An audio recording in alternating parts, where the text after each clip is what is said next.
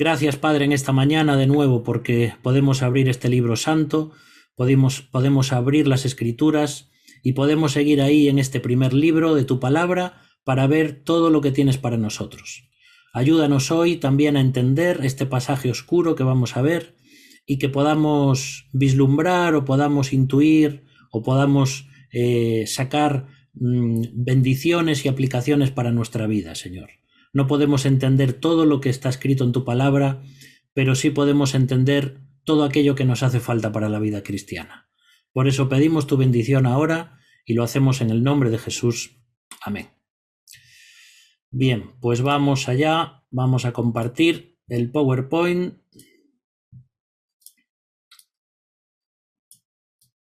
Y vamos a hacer un pequeño repaso de lo que hemos visto hasta ahora. Porque si os acordáis, pues ya llevamos 5 capítulos de Génesis. Hemos visto el capítulo 1 y hemos visto acerca de la creación. Esto es solo para recordar un poquito. Hemos visto cómo Dios creó la tierra, cómo creó el mar, cómo creó los animales. Vimos ahí acerca de los 6 primeros días de la creación, donde Dios hizo su obra, sin tener en cuenta el tema de si esos días son épocas o son días de 24 horas. De eso todo ya hablamos en su momento, pero vimos en ese capítulo 1 lo que es la creación, cuando Dios comenzó a crear.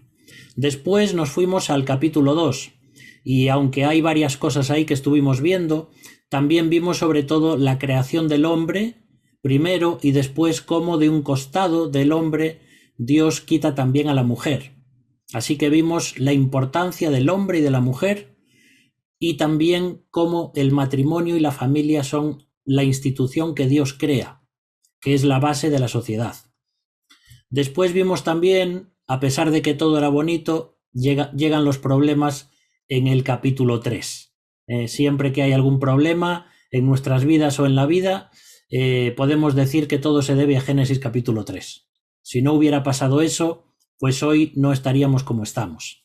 Pero también es cierto que aunque Adán y Eva fuésemos tú y yo, o cualquiera de nosotros, seguramente habríamos de pecar igual que ellos lo hicieron. Entonces vimos ahí en el capítulo 3 las consecuencias del pecado, cómo Adán y Eva son tentados por la serpiente, por el mismo diablo, la serpiente antigua, y cómo ellos caen en el pecado, y cómo eso trajo una serie de consecuencias para toda la humanidad.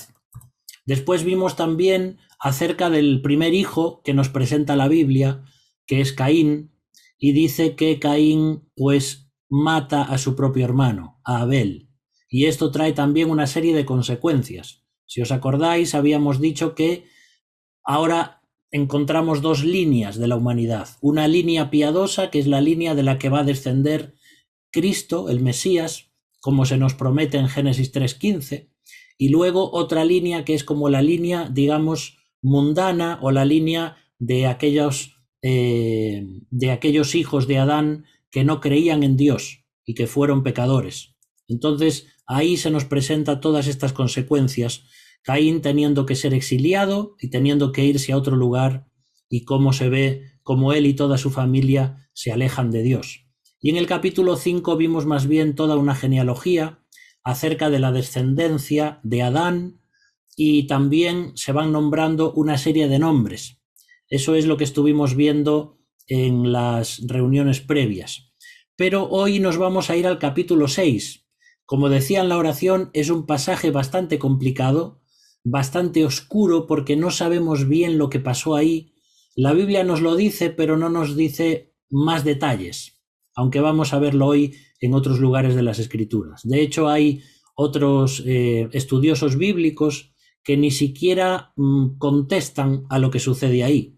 No voy a dar nombres, pero hay personas que dicen, la Biblia no dice qué pasó aquí, solo nos da una serie de cosas, así que yo no voy a decir ni por un lado ni por el otro lo que pasó. Bueno, yo me voy a aventurar un poco más, pero por supuesto estos son cosas que uno piensa, pero que no podemos tampoco, digamos, afirmar a ciencia cierta. Ahora lo vamos a ir viendo. Pero antes de ir al capítulo 6, tenemos que recordar el versículo 26 del capítulo 4. Si vais a ese texto, dice, entonces los hombres, es decir, el ser humano, comenzaron a invocar el nombre del Señor. Y generalmente, cuando vemos este texto, siempre estamos pensando en que ahí la humanidad o el grupo de creyentes comienza a alabar a Dios. Sin embargo, parece ser que este verbo que sale en este versículo, que es el verbo invocar, significa clamar pidiendo ayuda, como de una forma desesperada. Entonces, no se trata tanto de que las personas comenzaron a invocar el nombre de Dios, porque eso ya sucedía antes. Vemos también, por ejemplo, cómo Caín y Abel van a presentar una ofrenda, es decir, ya había adoración antes de este momento. Entonces, no estamos hablando aquí, o parece ser que no está hablando de que es el momento de adoración donde un grupo más o menos numeroso de personas se junta para adorar a Dios, sino para clamar a Dios por la situación tan terrible que vivían. Y eso nos da un poco el contexto para lo que va a suceder en el capítulo 6, porque el capítulo 5 es una genealogía, es como un paréntesis. Entonces habría que enlazar este versículo 26, donde las personas, los creyentes, están clamando a Dios para que haga algo, porque algo pecaminoso o algo terrible estaba sucediendo con la humanidad. Y es lo que vamos a ver ahora, que se presenta ahí en su máximo exponente en el capítulo 6, ¿vale? Entonces dice el capítulo 6 de Génesis: aconteció que cuando comenzaron los hombres a multiplicarse sobre la faz de la tierra, y les nacieron hijas, que viendo los hijos de Dios que las hijas de los hombres eran hermosas, tomaron para sí mujeres, escogiendo entre todas. Estos son los dos primeros versículos del capítulo 6. Así que aquí nos está diciendo que los hombres, tal como Dios quería, comienzan a multiplicarse, hombres y mujeres, la humanidad, y las hijas de los hombres, pues claro, vemos ahí, pusimos un dibujo, y había mujeres pues muy hermosas, parece ser. Y ahí dice que los hijos de Dios comenzaron a fijarse en las hijas de los hombres y tomaron para ellas mujeres, escogiendo entre todas. Ahora, este es un versículo complicado. ¿Por qué? Porque realmente no sabemos quiénes son estos hijos de Dios. Aquí tenemos dos posturas. Primera, que los hijos de Dios sean creyentes, es decir, sería la línea piadosa de Adán. Entonces, si uno cree que este versículo está hablando de personas creyentes, entonces tendríamos que decir que los creyentes de la línea piadosa comenzaron a fijarse en las mujeres no creyentes de la línea de Caín. Y entonces comenzaron a tener matrimonios y relaciones sexuales entre ellos, y entonces digamos que eso fue lo que llevó a que Dios tuviese que destruir la raza a través del diluvio, como vamos a ver en unos cuantos versículos.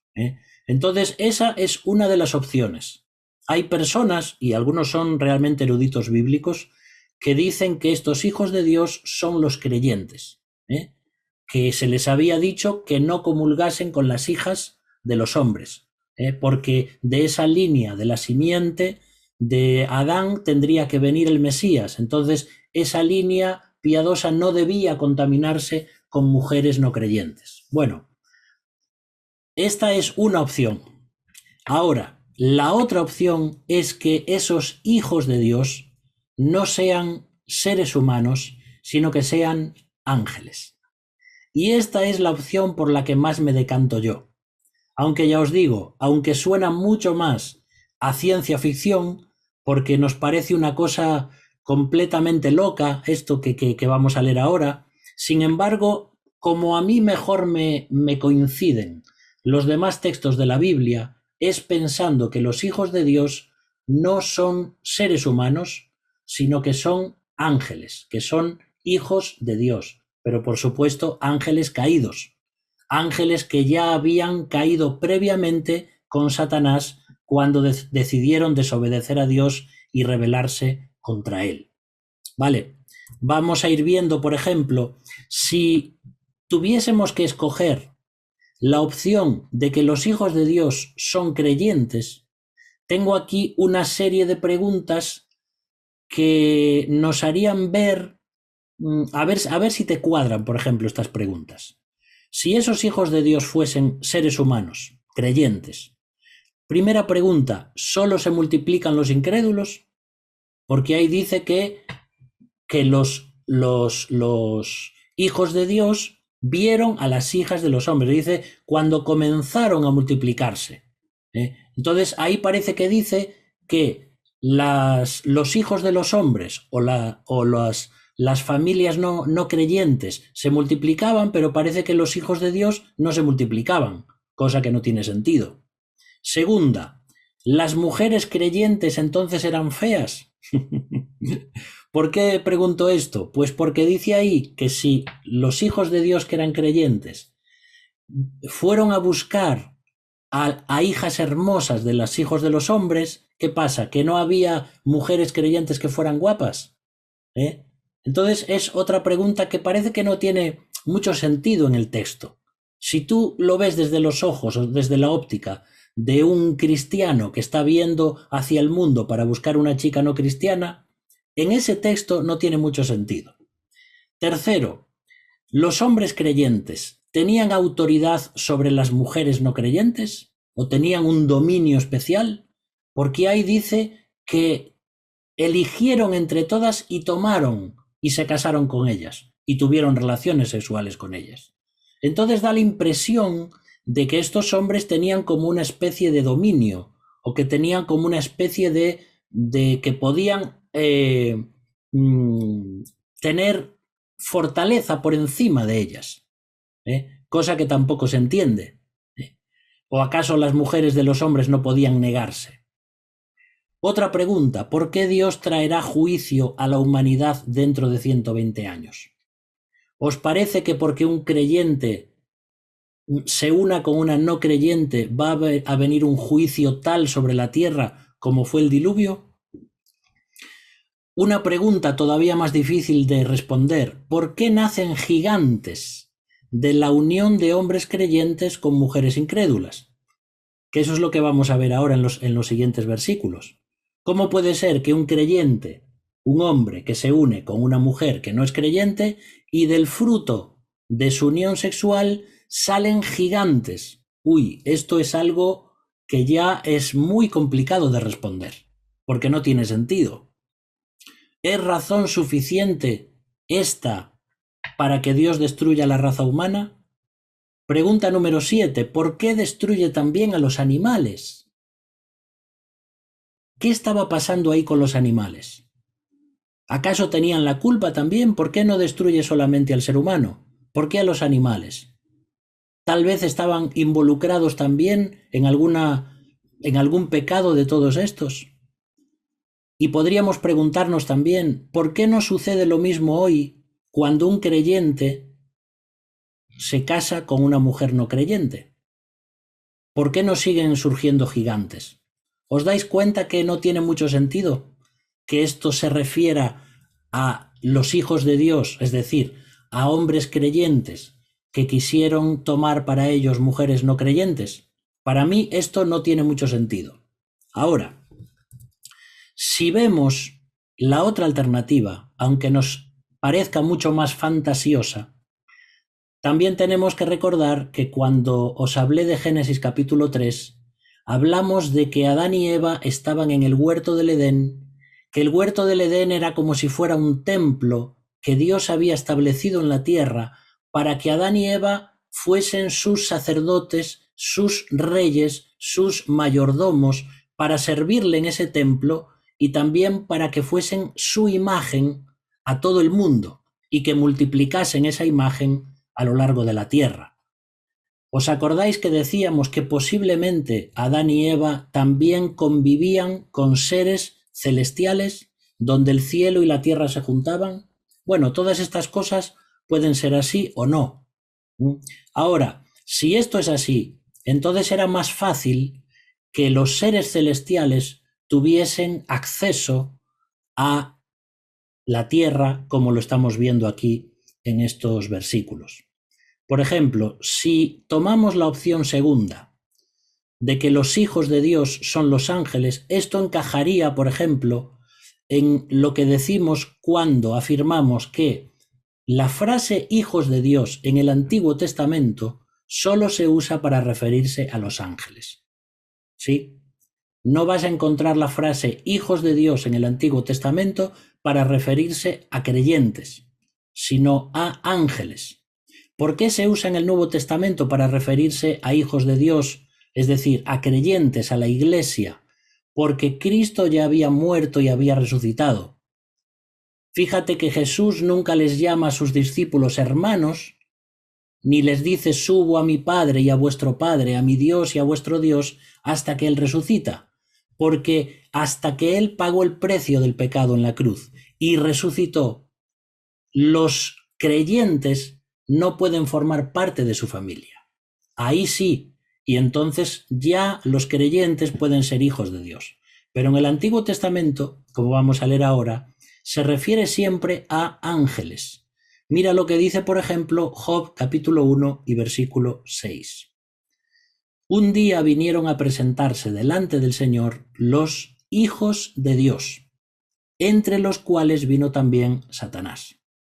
Entonces, si aquí decimos que estos hijos de Dios son creyentes, pues verás que no tiene ningún sentido. Porque en ese consejo divino que Dios tiene y que Dios creó, aparecen los hijos de Dios, es decir, los ángeles.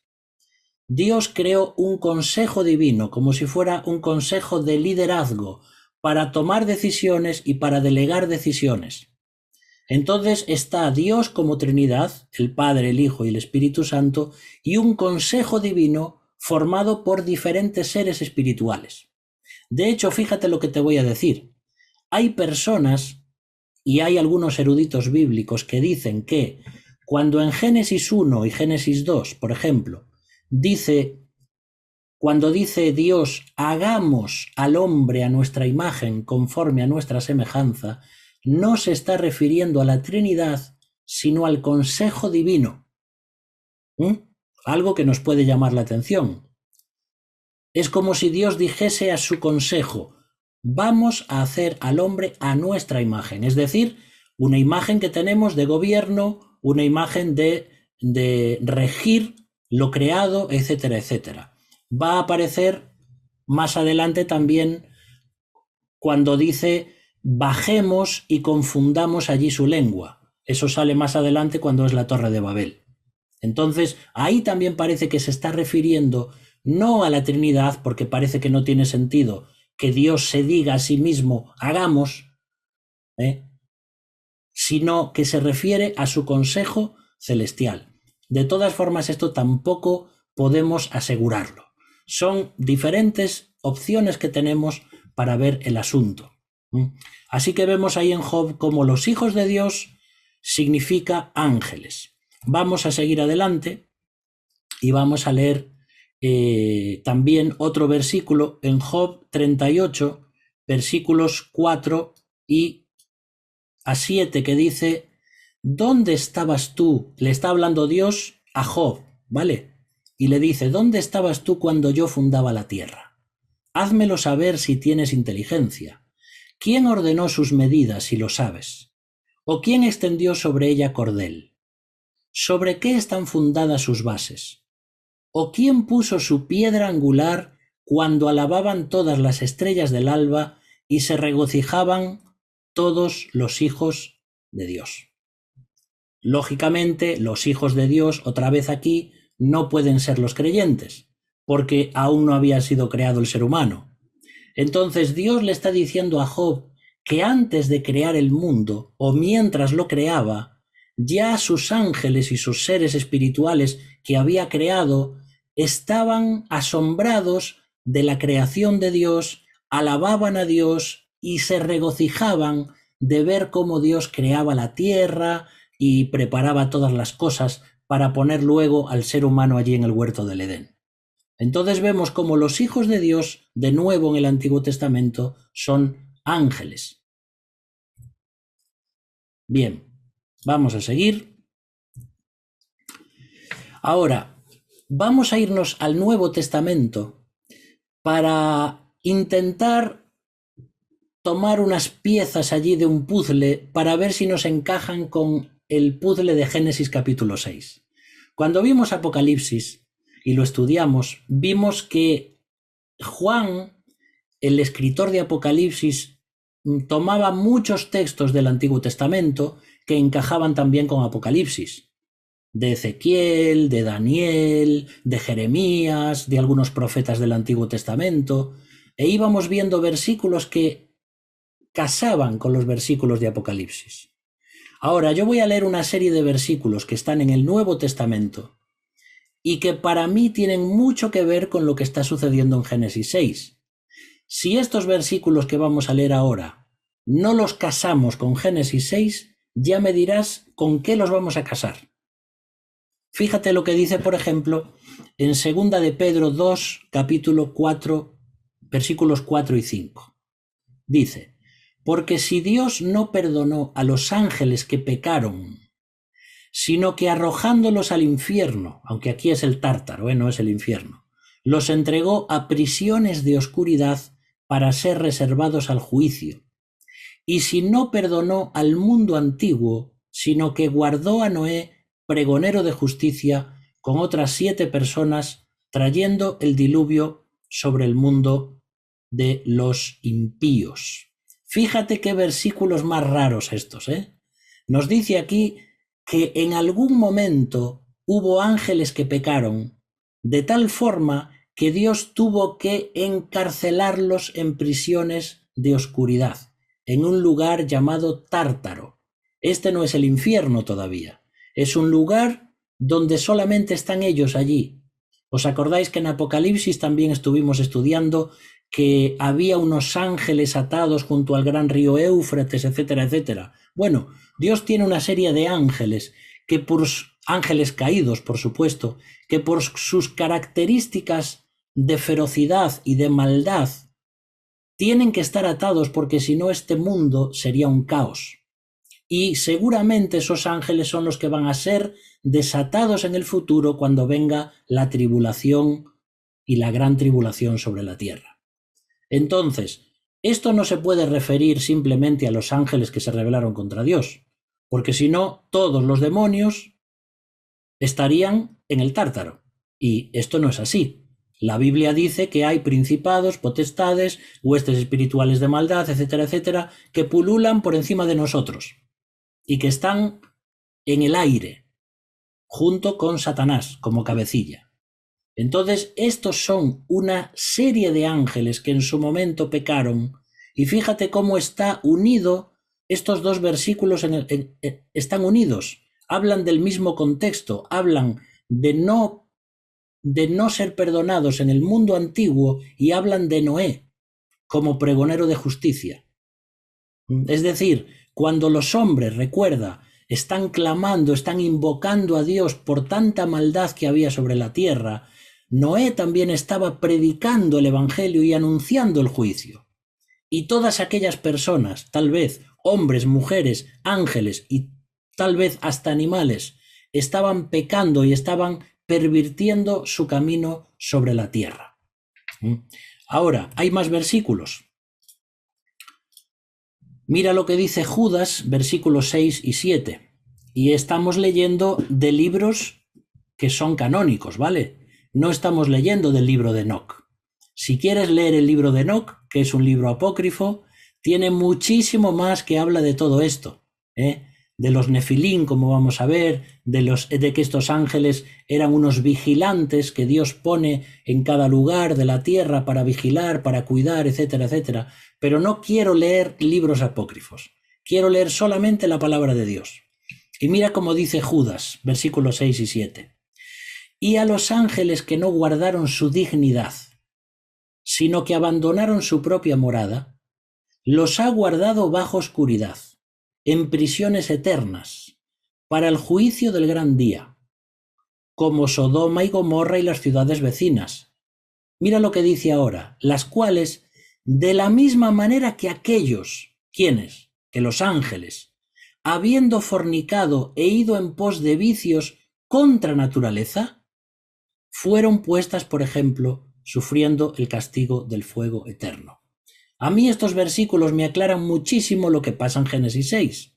No lo podemos afirmar con toda certeza, pero de nuevo, no solamente Pedro, sino también Judas, dice que hay ángeles que no guardaron su dignidad, ni su morada. Dios había establecido que esos ángeles tenían que estar en su lugar, no tenían que mezclarse, ni querer para ellos mujeres de la tierra.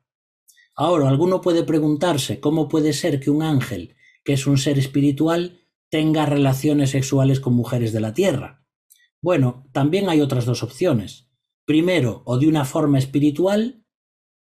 Aquí había que entrar a ver un poco el mundo, digamos, de la demonología, porque hay una serie de palabras que se llaman íncubos y súcubos, que son como si fueran demonios que se aparecen de noche a las personas para tener relaciones sexuales con ellas. Pero esto ya se va mucho más allá de lo que es la palabra de Dios y tiene que ver con parapsicología y una serie de cosas en las que no vale la pena meterse.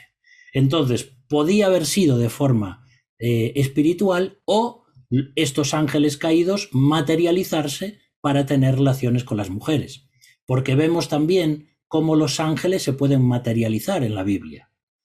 No solamente los ángeles buenos, sino también los ángeles caídos. Pueden tomar una forma humana, como puedes encontrar, por ejemplo, en la historia de Abraham, cuando vienen dos ángeles y dice que eran como dos varones.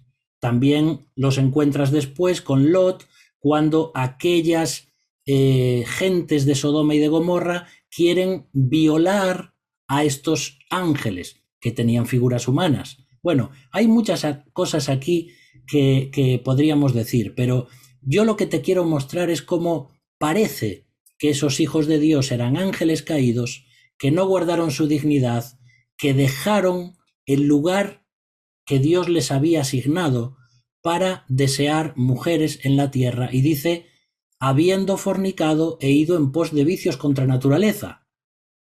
Así como había homosexualidad en Sodoma y Gomorra, y la Biblia está en contra de ello, también está diciendo que aquellos ángeles habían hecho lo mismo.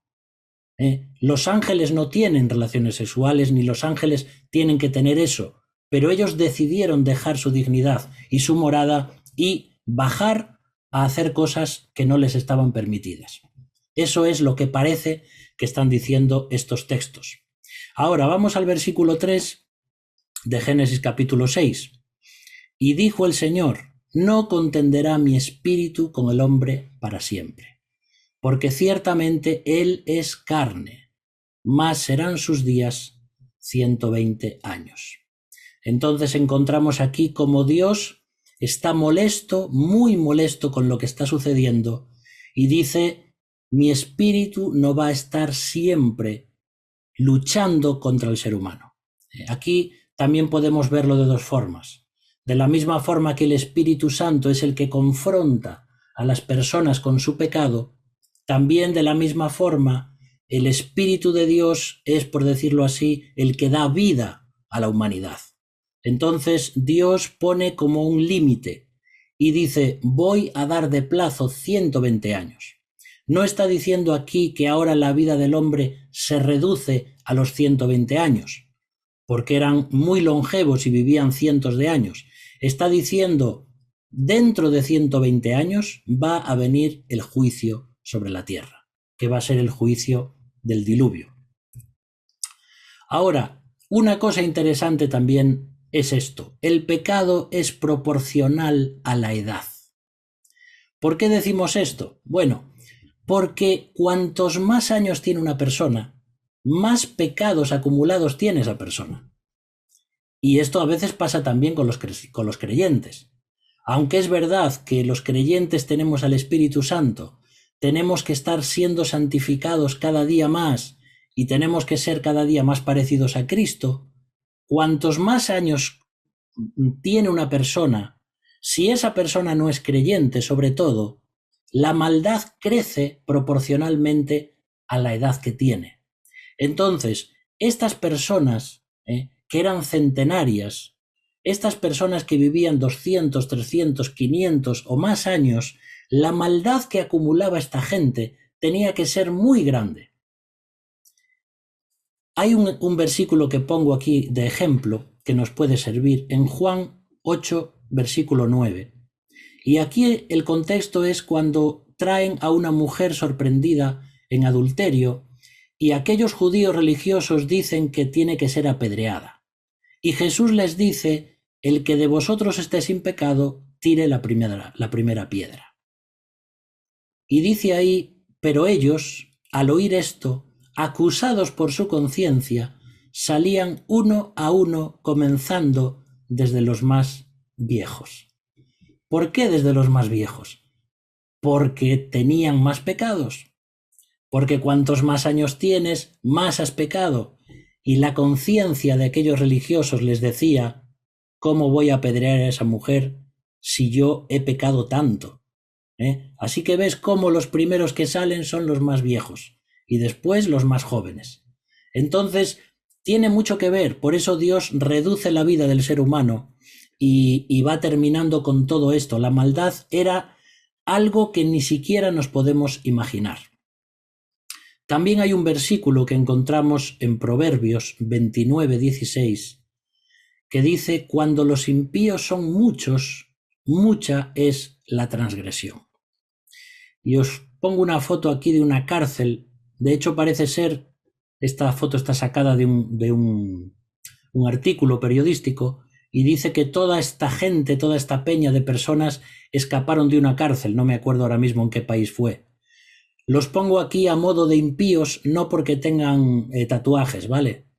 No digáis, no, si tienes tatuajes eres un impío. No, no, no tiene nada que ver con esto. Estos son personas que estaban presas en una cárcel, ¿de acuerdo? Y de hecho puedes ver las miradas de personas que están en la cárcel o fotos y vas a ver cómo tienen algo en su mirada que te asusta un poco, porque son personas que tienen maldad en su corazón. Entonces, cuando hay una gran banda de personas, una gran pandilla de personas, se hace mucho más daño que si fueran unos pocos. Y eso es lo que sucede en Génesis capítulo 6. Había tantos millones y millones y millones de personas pecando y cometiendo actos barbáricos y terribles que el pecado se multiplicaba tanto que Dios tuvo que poner un fin. De hecho, esto está comprobado también por los psicólogos o por los sociólogos. Por ejemplo, se han hecho estudios y se sabe hoy que lo que un adolescente, por ejemplo, no haría solo, sí lo haría con una pandilla. Por ejemplo, cuando a veces le dan una paliza entre un grupo de adolescentes o de jóvenes a otra persona, eso se ha comprobado que por sí solo no se te ocurre. Pero cuando estás con el grupo y con la pandilla, te envalentonas mucho más y llegas a hacer cosas que no harías por ti solo. ¿Por qué? Porque lo dice este versículo. Cuando los impíos son muchos, mucha es la transgresión. Y es por eso que lo que son las pandillas de los barrios, estas bandas que hay de diferentes, a veces de diferentes nacionalidades dentro de una ciudad grande, que cometen actos y delinquen de una forma terrible, es justamente por eso, porque el grupo fortalece y aumenta la maldad. Ahora, vamos a seguir leyendo ahí, y dice así el versículo 4 de Génesis 6. Había gigantes en la tierra en aquellos días, y también después que se llegaron los hijos de Dios a las hijas de los hombres, y les engendraron hijos. Estos fueron los valientes que desde la antigüedad fueron varones de renombre. Ahora, esto es lo que yo decía en alguna de las preguntas anteriores. Si está hablando aquí de creyentes e incrédulas, ¿qué sentido tiene que un hombre creyente se une con una mujer no creyente y salen gigantes o salen los varones de renombre de la antigüedad. ¿A qué se refiere esto? Bueno, justamente se refiere a que fueron una mezcla, una mistura de seres espirituales con mujeres de la tierra. Y de ahí es de donde nacieron esta serie de gigantes que todavía seguían vivos más adelante cuando encontramos, por ejemplo, a David, que lucha contra Goliat, y me parece que Goliat tenía 4 hermanos más. Y eran todos de la raza de los gigantes. Entonces, parece ser que todo lo que tiene que ver con gigantismo en la Biblia procede de Génesis capítulo 6. Entonces, esos gigantes que salen de esa unión entre ángeles y humanas, ves que son personas que parece ser que venían para someter a los humanos y para hacer lo que ellos querían. Vamos a seguir adelante. Si vas a la palabra hebrea que aparece aquí en Génesis 6, donde dice gigantes, es la palabra nefilim. Seguro que la has escuchado si has leído Enoc o si has leído algunos libros que tienen que ver con esto. Los nefilim significan los caídos. Los caídos. Qué curioso, ¿no? ¿Acaso no está diciendo y afirmando un poquito más que eran ángeles caídos? Es decir, que estos nefilim que surgen entre esta mezcla de ángeles caídos y mujeres son como si fueran una creación, por decirlo así, nueva, pero perversa, que Dios no había creado.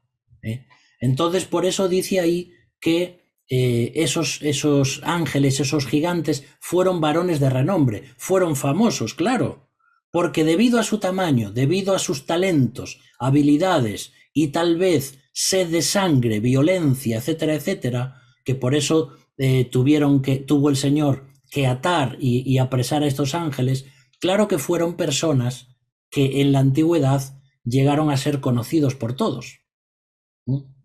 Bueno, esto es lo que suponemos. Yo no tengo otra forma de explicar estos versículos. Puede que haya otra forma y que la podamos tal vez entender más adelante, si surgen algunas cosas nuevas, no sé, arqueología, no sabemos, pero ahora mismo yo estos textos no podría explicarlos de otra forma.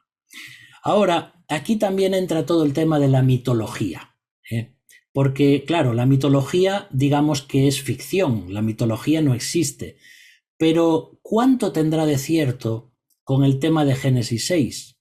Es decir, ángeles caídos que no eran humanos, que vienen a la tierra para tener relaciones sexuales con mujeres humanas y de ahí salen una especie de semidioses. Bueno, a lo mejor uno puede decir, pero es que esto es demasiado ciencia ficción, no puede ser. Pues no lo sabemos, pero a mí no me cuadra de otra forma, sobre todo leyendo esos versículos del Nuevo Testamento, donde encontramos a estos ángeles presos, ¿no? Entonces, aunque la mitología y todos los dioses griegos y romanos y todo ese panteón de dioses que tenían, por supuesto que son toda una serie de mitos y de cosas que no son reales, pero tiene que haber algo de cierto. Cuando hablamos a veces, por ejemplo, de el centauro, que era un hombre que era mitad hombre y mitad caballo, yo me pregunto, no lo afirmo, me pregunto, ¿puede ser que en Génesis 6 no solamente estos ángeles caídos hayan tenido relaciones sexuales con mujeres, sino que también los animales hayan formado parte de todo esto? ¿Podría haber habido zoofilia en la Biblia y que todos aquellos hombres, mujeres y animales hubiesen pervertido todo lo que Dios creó? No podemos decir que sí, pero tampoco podemos decir que no, porque vamos a ver ahora un versículo que dice que toda carne había corrompido su vida sobre la tierra. Entonces, ya os digo, es un pasaje oscuro, es un pasaje complicado y es un pasaje difícil de explicar, pero yo no tengo otra forma de explicarlo. Mira lo que dice aquí el versículo 5 de Génesis 6. Y vio el Señor que la maldad de los hombres era mucha en la tierra, y que todo designio de los pensamientos del corazón de ellos era de continuo solamente el mal. Entonces aquí nos está mostrando que mira que hubo momentos de maldad en la historia, y mira que hay de momentos de maldad hoy en día, pero la maldad que hubo en Génesis 6, como si fuera un intento satánico de pervertir la raza humana para que de ahí no pudiese descender el Mesías. ¿Entiendes la táctica diabólica? Satanás sabía, porque Dios se lo había dicho, que del linaje de la mujer y de la descendencia de la mujer vendría un Salvador. Y entonces Satanás dice, si va a venir de la simiente de la mujer, yo tengo que hacer algo. Entonces, si somos capaces de revertir la raza humana, de estropearla, ya no podrá venir el Mesías. Yo creo que eso era una de las razones por las que sucedió esto. Por supuesto, Dios limitó esto y nunca más Satanás tuvo opción para esto. Entonces, yo lo planteo de esta forma. Satanás siempre quiso exterminar la línea mesiánica, cortar la línea mesiánica. Luego vas a ver a lo largo del Antiguo Testamento, por ejemplo en Esther, cómo Satanás también quiere aniquilar al pueblo judío. También sucede luego con las siguientes invasiones de los imperios, como Media, como Persia, todos esos imperios que venían, Babilonia. Era un intento de exiliar y de destruir al pueblo judío. Y también cuando Cristo nace, ¿cuántas veces intenta matarlo el diablo? Muchas veces intentó matarlo. Eso era lo que quería, exterminar al Mesías. Y esto es digamos, los albores de lo que Satanás comienza a hacer. Primero con Caín, que ya mata a Abel, siempre intentando romper, cortar esa línea mesiánica, esa línea piadosa. Vamos a seguir adelante. Y nos dicen estos versículos, por cierto, si hay niños viendo esta escena, no lo hagáis por ahí en una excursión, ¿vale? Fíjate, ¿no? Qué maldad, qué maldad. Aquí nos dice que lo que esta gente hacía era malo, lo que pensaban era malo, lo que planeaban era malo, lo que imaginaban era malo. Todo lo que hacían estas personas era de continuo solamente el mal, pero a un grado muchísimo mayor de lo que es hoy en día. No podemos explicarlo, no tenemos más detalles. Si quieres más detalles, pero de un libro apócrifo, pues ahí puedes leerte el libro de Enoc. Como algo curioso, y algunas cosas históricas. Date cuenta que tanto Pedro como Judas sacan textos de Enoc para escribirlo en la Biblia, pero aquí solo podemos decir que Dios fue quien permitió esto y quien inspiró esto. Ahora, todo lo demás que es apócrifo no lo tenemos como palabra de Dios, pero sí como cosas interesantes o históricas que podríamos aprender de ellas. Y viene el versículo 6 de Génesis 6. Y se arrepintió el Señor de haber hecho hombre en la tierra y le dolió en su corazón. Qué terrible, ¿eh? Fíjate que cuando Adán y Eva pecan, por ejemplo, no se muestra este dolor tan grande de Dios. Es verdad, Él va para restaurarlos, a Adán y Eva, y los viste con pieles de animales, pero cuando llega este versículo es como si Dios estuviese viendo toda aquella creación tan buena que había hecho, hombres, mujeres, animales, la creación, y ve que todo se había pervertido, destruido, que era terrible, terrible. Todo lo que tenía vida en la tierra estaba contaminado. Y eso le duele a Dios el corazón, porque eran sus criaturas, y Él las creó no para que sucediese esto. Vemos, por tanto, cuál es la maldad de un ser humano o aún de un ser espiritual que se rebela contra Dios. Y en este versículo también tenemos que explicar algo, porque puede que pienses que cuando dice que Dios se arrepintió, es como si dijese que Dios dijo me equivoqué, o como si Dios dice no tendría que haberlos hecho, pero no se refiere a eso. Dios sabía perfectamente que esto iba a pasar. No es que esto sorprendió a Dios. Dios sabía que iba a pasar esto, pero aún así le duele en el corazón. Es como cuando a veces aconsejas a un hijo y ves que está tomando una mala decisión y ves que se va a estrellar y tú lo ves venir y ya lo sabes que va a pasar. Y cuando pasa, dices, ves, ya lo sabía yo. Y te duele. Y de la misma forma es lo que sucede aquí con Dios. La palabra arrepentirse ahí en hebreo significa suspirar con tristeza. Cuando escuchamos a Dios suspirar con tristeza, con dolor en el corazón por lo que había sucedido. Sin embargo, Dios es un Dios de gracia y Dios es un Dios de misericordia y Dios no crea las cosas para destruirlas. Esto es un tema que podríamos estudiar también a lo largo de las Escrituras. Mira si hay algún ser que Dios haya creado que lo haya exterminado. Dios no extermina. Dios cambia de estado. Es decir, los ángeles que cayeron, los ángeles caídos y Satanás, ni siquiera Dios los va a exterminar. No podría hacer que se volatilizasen o se hiciesen polvo y se acabó. Sin embargo, Dios no destruye lo que crea. Los va a mandar al infierno, Satanás y los ángeles caídos y todos los hombres y mujeres que no quieren creer en Cristo. Todos se van a estar torturando y perdiendo en el infierno. Pero Dios no destruye ni aniquila a nadie, porque Dios ama todo lo que crea. No hay ningún ser que Dios vaya a aniquilar. Y hay un versículo muy bonito también que está en Oseas 11, versículo 8, y le está hablando ahí Dios al pueblo de Israel y dice, ¿cómo podré abandonarte, oh Efraín? ¿Te entregaré yo, Israel? ¿Cómo podré yo hacerte como Azma o ponerte como Zeboim? Mi corazón se conmueve dentro de mí, se inflama toda mi compasión.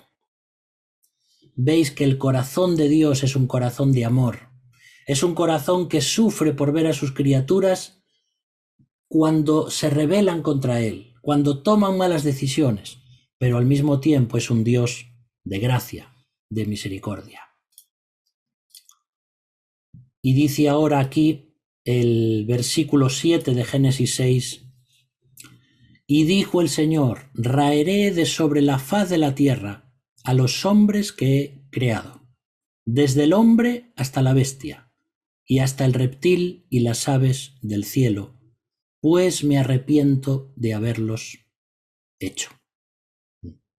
Así que Dios toma esta resolución. Habíamos dicho que les había dado 120 años.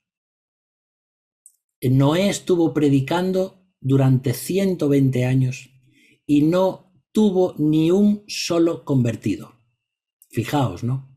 Si nos desanima a veces predicar el Evangelio y que las personas se convierten a cuentagotas, por lo menos aquí en España, imagínate lo que fue para Noé 120 años predicando como un pregonero de justicia, anunciando un juicio, y nadie, solo su familia, entró en el arca, como vamos a ver. Así que Dios toma esta determinación, que es borrar de la faz de la tierra a hombres y animales. Es como dejar simplemente una familia que fue Noé y su familia, y también una serie de parejas de animales para que pudiesen reproducirse de nuevo, pero todo lo demás lo tuvo que destruir. ¿Te parece que esto es algo que sucedió simplemente porque unos creyentes se juntaron con unas mujeres no creyentes? A mí no me cuadra. Yo creo que aquí tuvo que pasar algo mucho más terrible, y que nunca más en la historia pasará, porque Dios dijo basta. Pero bueno, eso es lo que yo creo en cuanto a este asunto. también lo que tenemos que entender es que los animales que Dios creó también pagan por nuestro pecado. Y hoy tenemos un mundo que es parecido al mundo de Génesis 6, si lo piensas.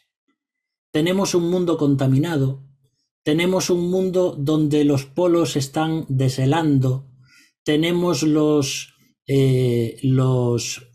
océanos y las barreras de corales que se están muriendo, tenemos las selvas como la Amazonia completamente taladas, estamos destruyendo la capa de ozono, estamos estropeando el mundo que Dios nos dio.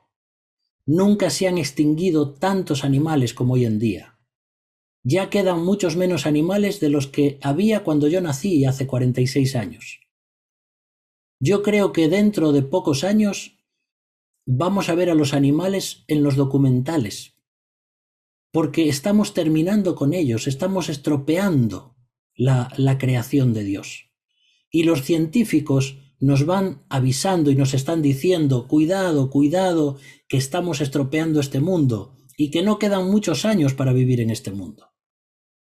Los animales se van a morir y nosotros nos vamos a morir y no vamos a tener cómo habitar aquí porque estamos cargándonos todo por nuestro egoísmo, por nuestro querer buscar nuestro placer, nuestra comodidad, destruimos todo lo que hay.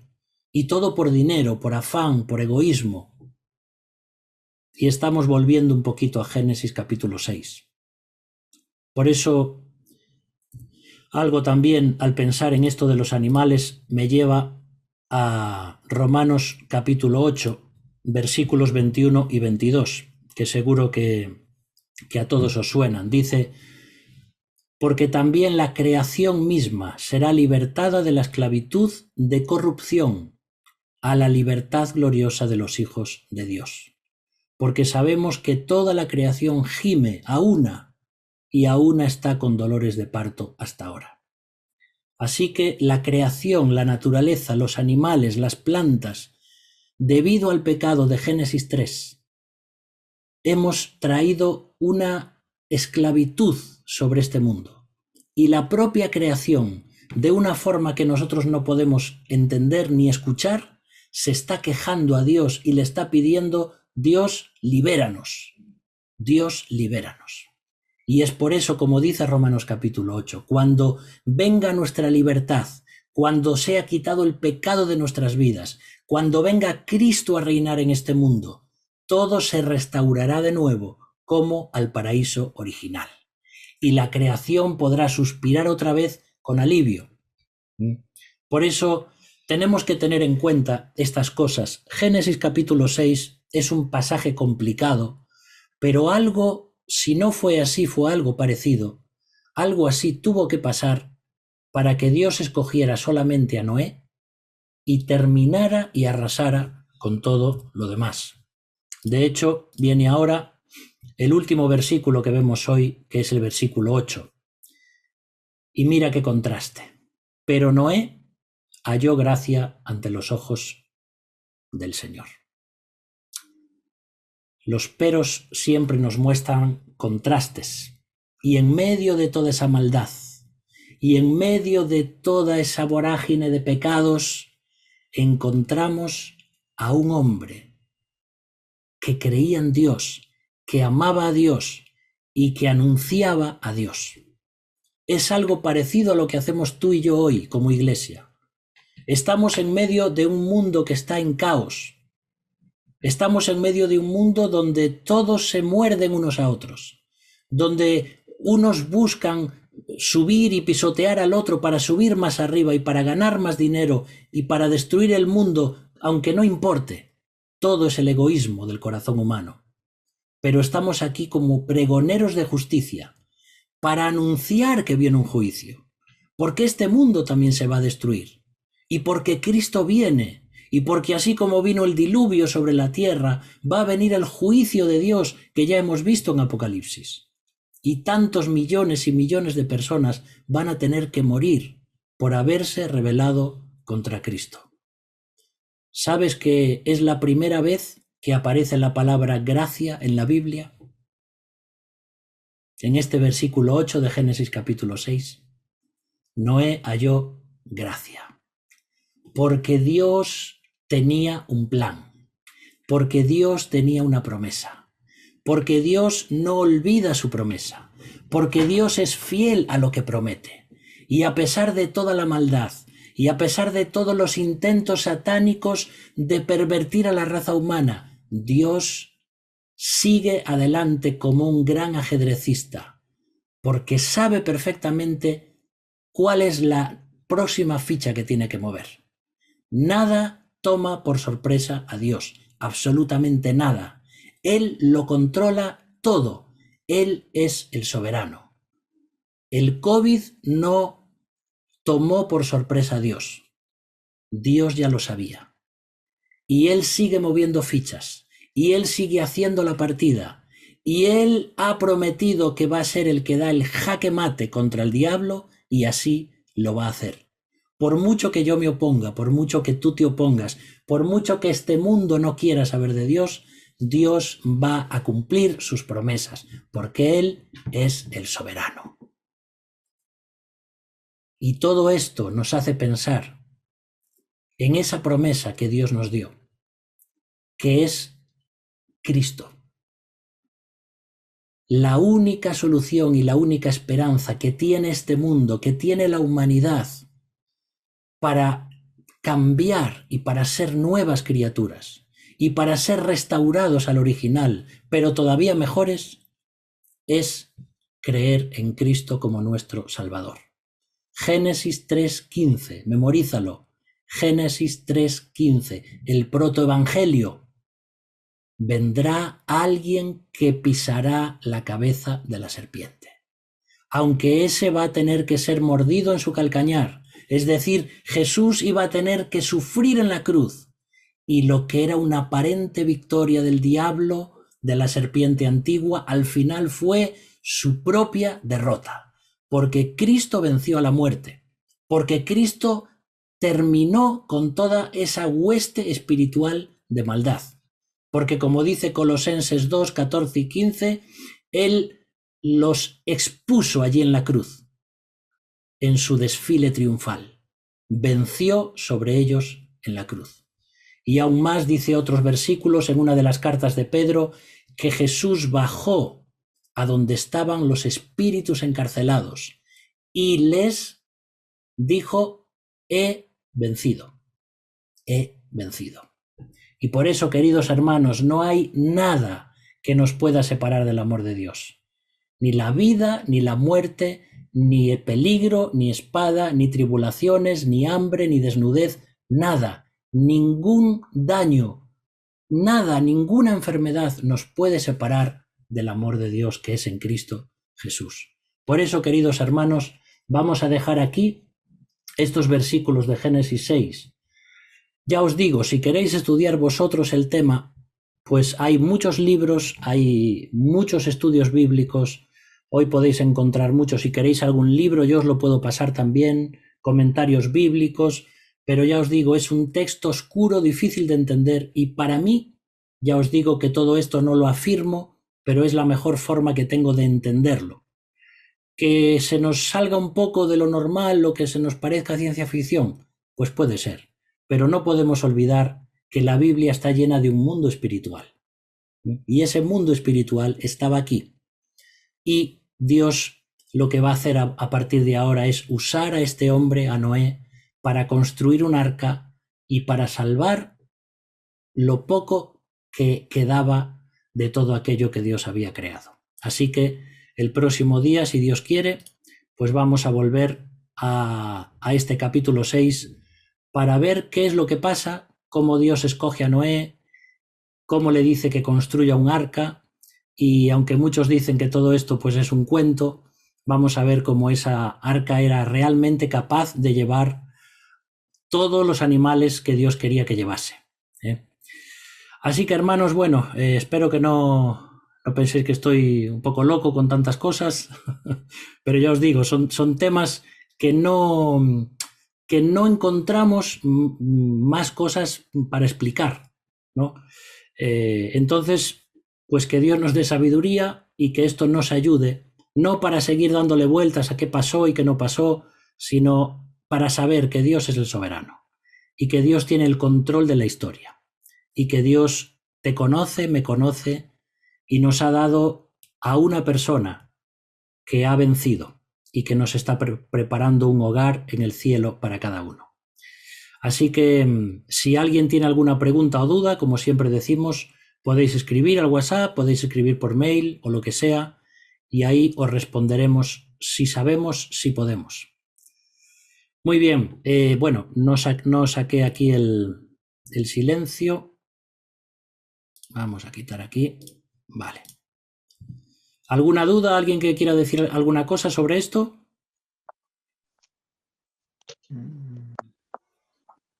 Muy bien. Pues nada, entonces se entendió todo perfectamente o no se entendió absolutamente nada. Ha sido una clase magistral, Abraham. Muy bien. Hermoso. Bueno. Me alegro. Maravillosa clase, maravilloso. Súper bien. Muy bien, pues nada. Somos solamente una voz que anuncia a Cristo. Y eso es lo que tenemos que ser. Y usted, pastor, nos lo anuncia a nosotros. Estamos muy agradecidos por aprender junto con usted.